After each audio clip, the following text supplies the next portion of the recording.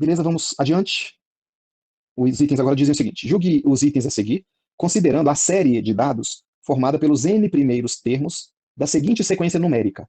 O primeiro termo é 3, o segundo é menos 2, e a partir do terceiro é a soma dos dois termos imediatamente anteriores. Ou seja, é uma sequência de Fibonacci. Né? A gente diz que uma sequência de Fibonacci é exatamente quando ela tem essa característica. Os dois primeiros termos você fixa eles, e a partir do terceiro, cada termo vai ser a soma dos dois imediatamente anteriores.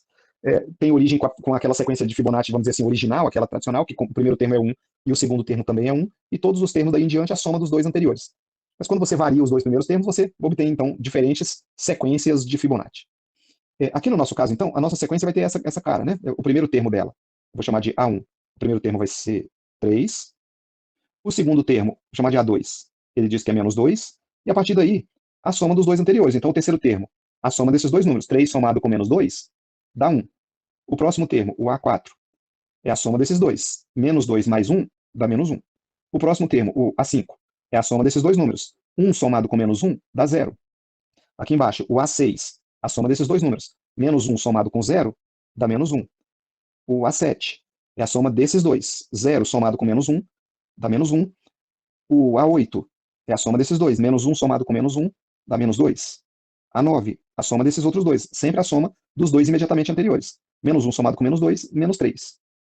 A10 é a soma do menos 2 com menos 3, que dá menos 5. Vou parar por aqui por enquanto, só para a gente reconhecer qual é a forma, né, a cara da sequência. E ele falou sobre série de dados, então ele, apesar de construir uma série de dados a partir de uma sequência, ele vai falar sobre estatística. Né? E o item 93, então, diz assim, ó, a média da série aumentará à medida que nela forem sendo incluídos novos termos da sequência a partir do sexto. Olha, para a média aumentar, os números da própria sequência teriam que aumentar. Você vê que a partir do sexto, ou seja, daqui em diante, tá? Daqui em diante que seja, você não está mais aumentando os números, você está diminuindo os números. Então o que vai acontecer com a média é que a média vai diminuir também. Quer dizer, em valor absoluto os números até estão aumentando, só que eles são números negativos. Né? O menos 2, ou melhor dizendo, o menos 5 é menor do que o menos 3, que por sua vez é menor que o menos 2, que por sua vez é menor que o menos 1. Então a média dessa série vai aumentar sempre à medida que forem sendo incluídos novos termos? Não, não é verdade isso. Essa média, na verdade, vai diminuir. Então, errado esse item aqui. Isso porque nós estamos acrescentando novos termos que são cada vez menores. Né? Item 94, o desvio padrão da série formada pelos 6 primeiros termos da sequência é 4. Olha, esse aqui é um daqueles itens cujo custo temporal do ponto correspondente pode ser um custo um pouco mais alto. Às vezes você não lembra exatamente a fórmula para calcular o desvio padrão. Mesmo se você se lembrar da fórmula, essa fórmula, quer dizer, você vai precisar fazer alguns cálculos, então vai acabar demorando um pouco para fazer. Né? Esse aqui seria aquele item que você, na minha opinião, deveria deixar para respondê-lo depois. Aqui, na hora da nossa análise, vamos já resolver, né? A gente relembrar o conceito. Mas se fosse lá na hora da prova mesmo, é um item que você sabe fazer. Você lembra da fórmula e tal, mas você sabe, poxa, eu vou demorar um pouquinho para fazer. Então deixa eu ganhar primeiro o ponto desse, por exemplo. Ó, 95. A moda da série é menos 1 para todo n maior do que 5. Olha, de fato, quando n for maior do que 5, eu tenho esse cara e esse cara, pelo menos, para formar a moda. O que é a moda? Aquele que aparece a maior quantidade de vezes. Quando n for maior que 5, já tem pelo menos até aqui. Né? Começa do primeiro aqui, pelo menos até o 6. Indo até o sexto termo, eu já tenho, de fato, uma moda que é menos 1. Essa moda vai permanecer? Vai, a hora que eu for acrescentar esse, a moda continua sendo menos 1. Os números daqui para frente vão só diminuindo cada vez mais, eles vão ser sempre diferentes dos anteriores, então não vai surgir uma nova moda, não. Sempre vai ser essa moda mesmo. Então a moda dessa série, de fato, vai ser o número menos 1, quando o n for maior do que 5. Né? Então o item está certo. Quando o n for menor ou igual a 5, aí essa série não tem moda. Não tem nenhum número que se repita. Então aqui não existe moda. Para n até 5, é uma série de dados amodal, não possui moda. Para n maior do que 5, aí surge a moda pela primeira vez, né, o menos 1. E daí para frente não muda mais, porque acrescenta-se esse outro menos 1 que permanece a moda, mas não tem mais. Né? Depois, item 96, se o n for igual a 11, a mediana da série é 0. Se o n for igual a 11, eu tinha feito aqui até o A10, então eu ainda vou precisar do A11.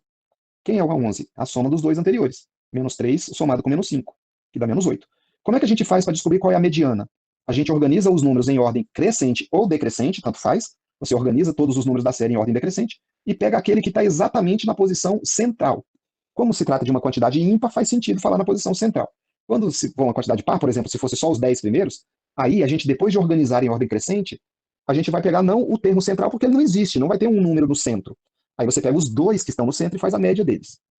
Bom, aqui no nosso caso, ó, os nossos números não estão ainda organizados em ordem crescente nem decrescente. quase que estão. Aqui há uma inversão entre esses dois, né?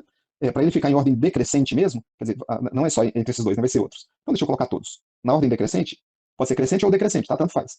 Então o 3 primeiro, depois o 2, perdão, não tem 2. Depois o 1, deixa eu fazer um risquinho em cada um aqui. 3, 1, depois 0. Então foi o 0. Depois eu tenho o menos 1. 3 vezes, né, que o menos 1 vai aparecer. Então foi esse, foi esse, foi esse. Depois tem o menos 2, que aparece 2 vezes. Depois o menos 3, depois o menos 5 e por último o menos 8. Então, conferindo, o menos 2 já foi 2 vezes, o menos 3, o menos 5 e o menos 8. Beleza, organizei aqui os termos em ordem decrescente, aí agora eu vejo qual é o número que está na posição central. A posição central vai ser o sexto número, vai ser esse aqui, ó. Né? No total de 11, ó, 1, 2, 3, 4, 5, esse é o sexto, 1, 2, 3, 4, 5, tá vendo? Então, menos 1 é que vai ser a mediana da nossa série. Se o n for igual a se n for igual a 11, a mediana é 0? Não, tá errado, não é 0. Errado. A mediana é menos 1. Organizei os números em ordem decrescente.